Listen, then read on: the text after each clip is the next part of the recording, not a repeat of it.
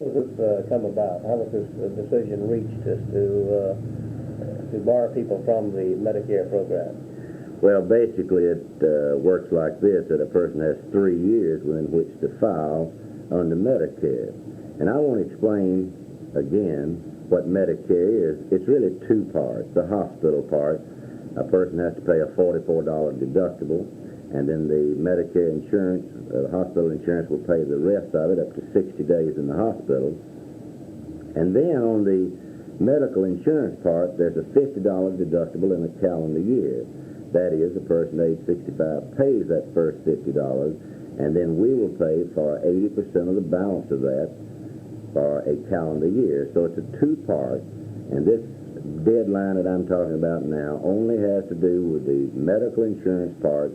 And if these people born before 1901 or who got it before 67 do not file before March 31st, they can never get Medicare coverage again.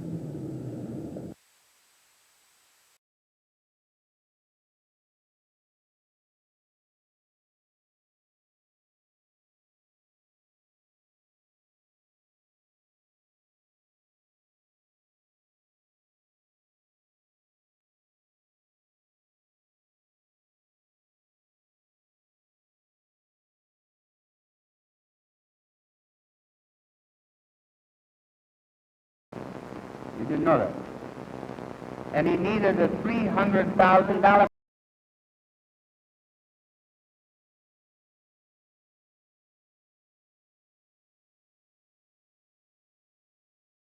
performance bond. And we got it from a bank for him. The NAACP got it. So he could sit on it.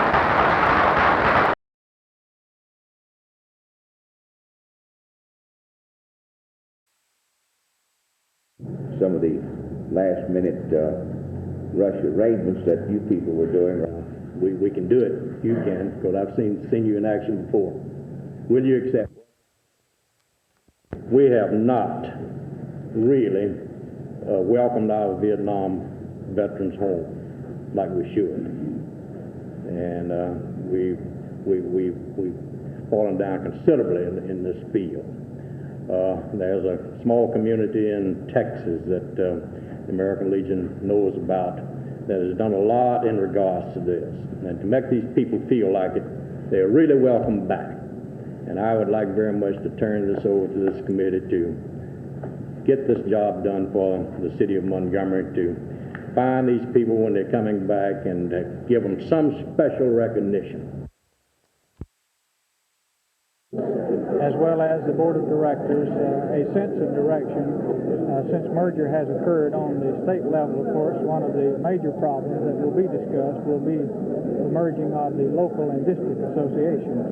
Of course, along with this question, questions such as political action and special services which the association will make available to teachers next year will be subject for discussion, as well as membership in the new association.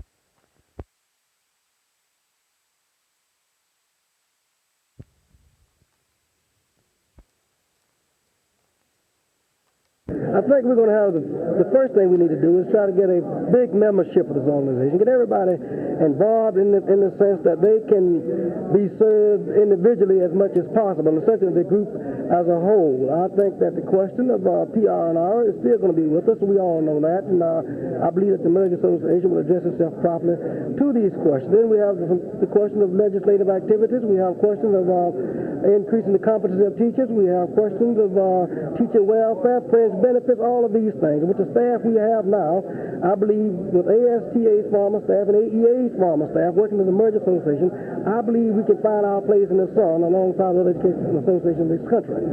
So I think that working together, and as Dr. Christian suggested this evening, we can find our place, and I believe we will.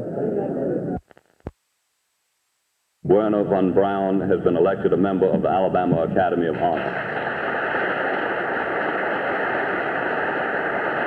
Frank A. Rose has been elected a member of the Alabama Academy of Honor. George C. Wallace has been elected a member of the Alabama Academy of Honor.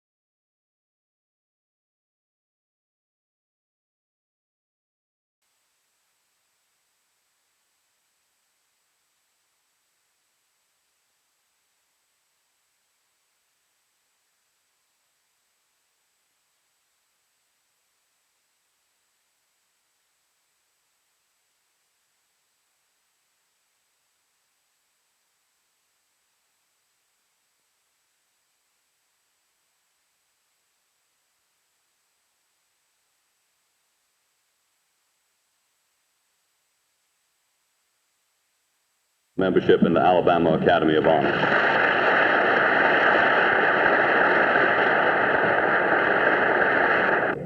Who was the man that made it possible and really made the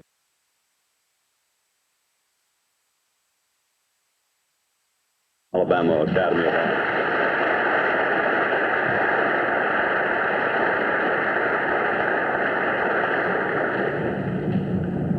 For being U.S. Congress, the number to be inducted probably would have been inducted to the Alabama Academy of Honor.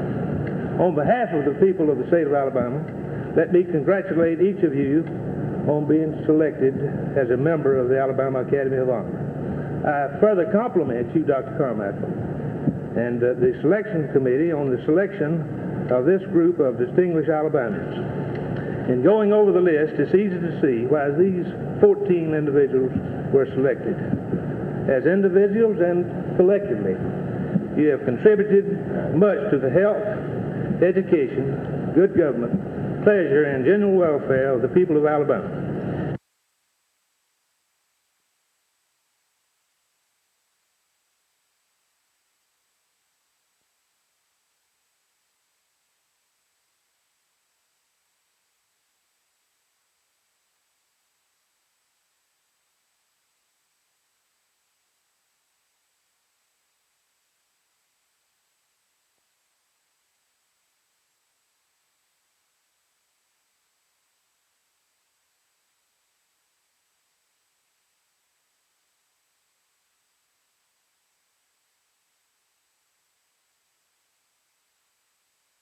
Our share of work in Alabama and the Apollo mission began years before this week's splashdown. However, it was vital to the eventual success. We worked together, and together we accomplished our part in the mission. Because of what we helped to do, the moon, never before accessible to man, has been brought within commuting distance.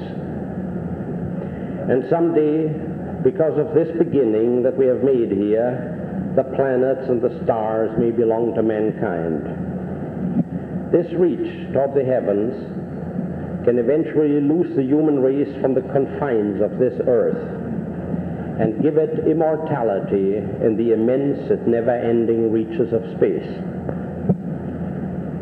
Now, these are high-sounding words, but I think it can hardly be denied that as the space program extends the reach of man, it also expands the mind of man.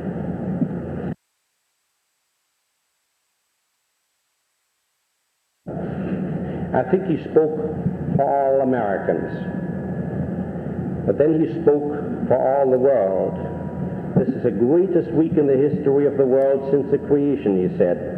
As a result of what has happened this week, the world is bigger. The world has...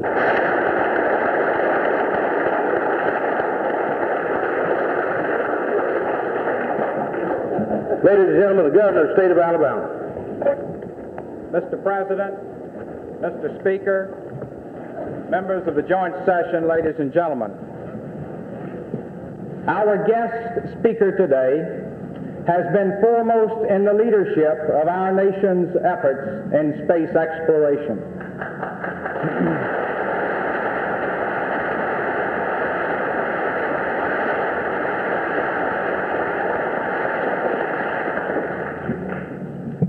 And he is an Alabamian by choice.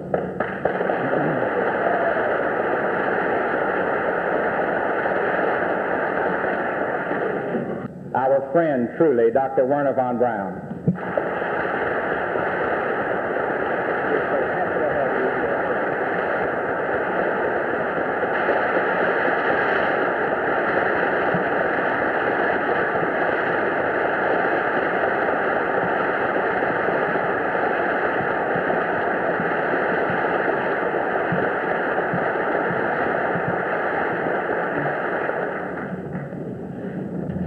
The lunar landing, flight, and return was really and truly a beautiful thing. The names Columbia and Eagle could not have been more appropriately chosen. And I know that I shall always remember the wonderful simplicity of the statements by the astronauts, which at the same time had the ring of immortality. Who can forget the thrill of hearing the voices from the moon saying, "The eagle has landed."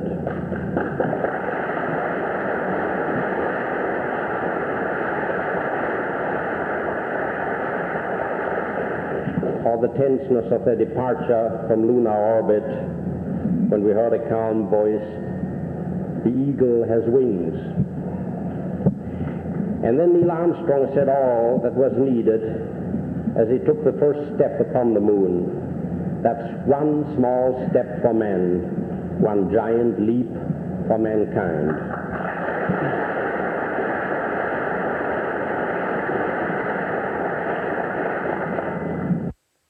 We are extending this God-given brain and these God-given hands to their outermost limits, and all persons on earth will benefit from the new heights attained. What do we have now that Neil Armstrong and Edwin Aldrin have stepped down upon the moon's surface? A new element of thinking is sweeping across the face of the earth. For the first time in history, life has left its planetary cradle, and the ultimate destiny of man is no longer confined to the earth on which he has lived since his creation. When the Mayflower landed on American shores, the Pilgrims did not envision the nation that would eventually evolve. Neither can we truly say what will ultimately spring from those footprints around Tranquility Base. But I do hope that history will record that we were aware of what we have done, that we knew of the enormous implications of the lunar journey, and that while we take pride in this achievement in which Alabama has so notably assisted, we share it in genuine brotherhood with all nations and with all people.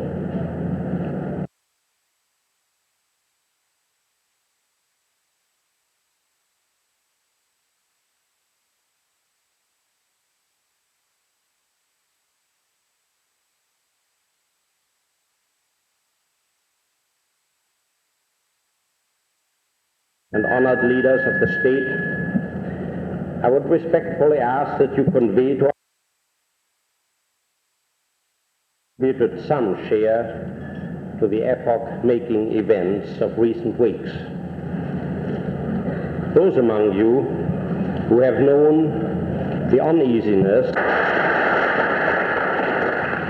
in recognition of these views, gentlemen of the legislature,